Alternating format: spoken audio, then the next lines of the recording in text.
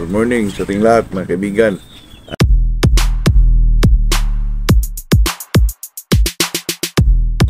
Dito naman tayo sa atong hilig po na usapang magmamanok mga kaibigan.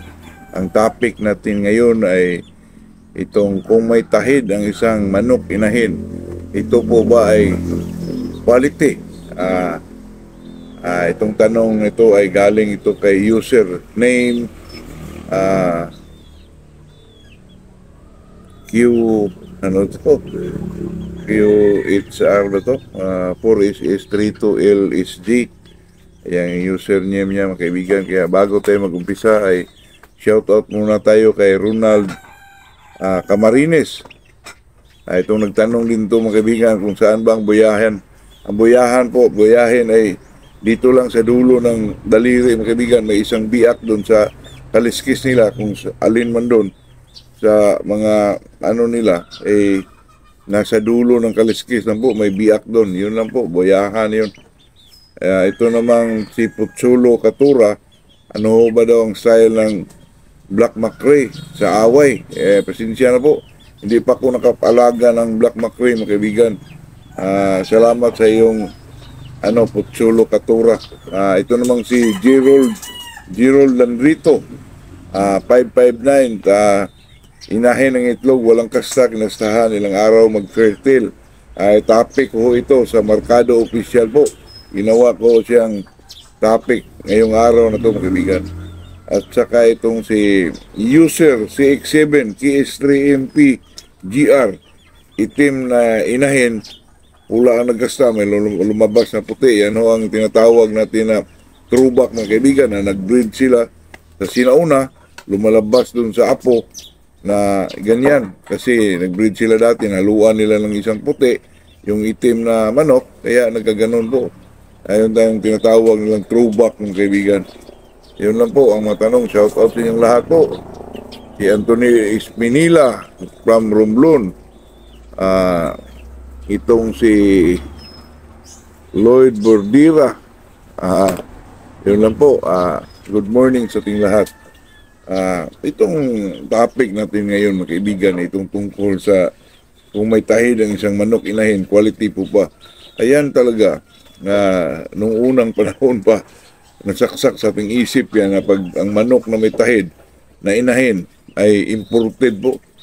Yun naman talaga, kasi kadalasan naman o karamihan sa mga manok Bisaya mga kaibigan, yung manok mistiso, yung mga inahin na may tahid ay bihira lang yun. Kasi nakita natin dati na sa mga manok imported, yung mga may tahid po, di naman tayo makita sa mga inahin na Bisaya mga kaibigan na may tahid. Mayroon, pero pangilan-ilan, pero bihira lang yun mga kaibigan. Kasi yung mga may tahid talaga, yun yung mga manok na yan talaga nasaksak sa isip natin. Ako, kasi sa bata pa ko, makita ko na may tahid ng yung inahin. Imported, ang ganda ng manok. Basta may tahid, totoo yan. Itong tanong may tahid ang isang manok, quality po ba? Sa akin mga kaibigan, may tahid o walang tahid, pareho lang yun. Sa akin naman, katulad nung nakahawak ako nung ito ngayon, itong Golden Boy, may tahid po. Yun lang naman talaga. Pero may kaibahan din yun mga kaibigan, kung sa anuhan lang ko, sa aking experience na po. Kasi yung nahawakan kung may tahid, katulad yung Golden Boy, napakalakas po. Lalo na pag medyo sila, malakas mga kaibigan, mahirap mong pigilin yung niya, yung pakpak.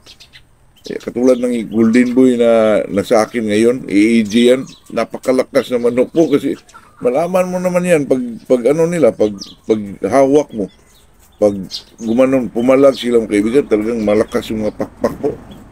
Napakalakas, kahit ikumpara ko dyan sa mga 5K ko, yung Golden Boy, grabe napakalakas na manok po.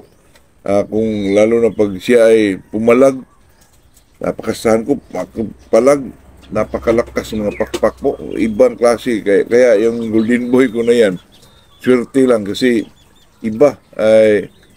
Yung mga inahin dito, maawakan mo yung iba, kung pumalag sila, hindi naman masyado malakas, pero yung Golden Boy mga kaibigan, yung makadapo yung pakpak niya dito, yung napakalakas po, masakit. Kaya swerte ako niyan na kasi kahit anong bloodline kaibigan, kahit sa red, EEG, ano, may talagang special na manok ho. Malakas talaga. Kahit babae, kaya plano kong pasukan din yung gold ko kasi yung gold ko na yan, yung mga palo, malakas at maraming palo po. Si sweeter din ang ano niyan eh. Pero may mga ilag siya mga kaibigan, may mga ilag para siyang roundhead ng estilo po. Kung pumalo, super. Kaya gusto ko pasukan ng golden boy ko na yung babaeng hawak ko kasi ang lakas po, iba. Special ang babaeng yan mga kaibigan. Kaya yun lang po, yung masabi natin dyan, yung may mga tahid. Parang sa aking pagkakaalam, sa aking mga nahawakang may tahid, ay iba din po sila po.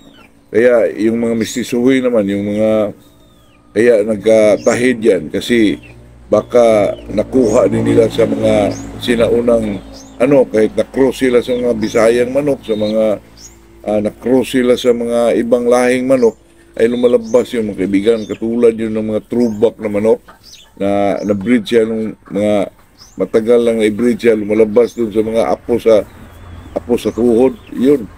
Kaya yung mga ganong klaseng yung tahid sa mga umpisa niyan, talagang mga imported yan. Sa akin lang po yun, mga kaibigan, sa aking pagkaalam po. Yun lang po sa aking experience. Sa mga inahin na mga mga kaibigan, mga Bisaya, wala namang mga may tahid po. Meron siguro, pero bihira lang po. Kaya itong may mga tahid, mga kaibigan naman, yung dati rin, nakahawak ko ng kilso. May tahid din, mga kaibigan, na yung iba, tumatawa dito na, kung may tahid, importante kung may tahid, quality, pero doon ka makakita ng mga may mga lahi talaga, yung mga may bloodline talaga na manok. Kasi itong mga Bisaya, nawakan natin, itong mga mistiso na manok, yung mga inahin doon, wala namang matahid. Mayroon siguro, pero ang ilan-ilan lang siguro mga kaibigan kasi nakita ko itong, nasaksak rin ito sa isip ko. Bata pa ko. May mga kapitbahay kami doon na may mga imported din. Talagang may mga tahid po. Kaya yun ang tanong dito sa ating kaibigan na si magamit ng niya, yung user niya, name niya. Kung may tahid ang isang manok, inahin, quality po ba? Sa tingin ko, parang gano'n na rin. Pero iba kasi yung yung panahon ng kaibigan. Magka-upgrade yung mga manok o kaalaman ng isang mga tao, parang baliwala na rin yung may tahid kasi ilang bisis naman yan na makita sa mga, lalo na sa mga bloodline, ay yung mga inahin, ay may tahid po. Kaya parang baliwala na sa atin ngayon yung may tahid. Pero sa tingin ko, yung may mga tahid na manok ay talagang may mga lahi at saka may mga bloodline talaga yung mga manok na yan. Kasi sa experience ko, sa tagal ko ng pagmamanok, hindi ko naman nakita yan sa mga Bisaya. Siguro sa mga mistisuhin kasi na-cross sila ng mga may bloodline din talaga at saka lumalabas yun sa kanila kasi ito kasi maganyan mga kaibigan, magmana talaga yan sa, hindi naman lahat sila makuha nila yan, pero magmana talaga katulad ng kaliskis ng manok mga kaibigan. Ilang beses ko na yan, kung magandang kaliskis nito, kaya hindi ako masyado naniniwala sa yung pangkaliskis, yung sa mga kaliskis ng manok, hindi talaga ako masyadong naniniwala dyan, pasensya na po. Pero respeto tayo dyan. Pati nga ako, pag may tres media akong manok, lalo na nakita ko yan sa mga sweater, ito lang espesyal ko ang manok na yan. Pero paminsan-minsan, hindi ako medyo nag-ano dyan kasi magmana yan sa mga, di ba katulad mga kaibigan na yung ama niya, Yano, ang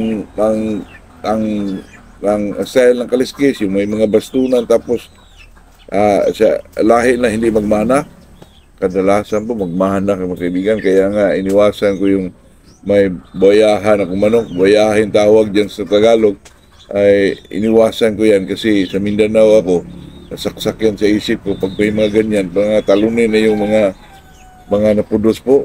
Yun lang mga kaibigan, yun lang ang mano dating dyan, yung may tahid na isang manok, palit diba, ay medyo parang ganyan nga.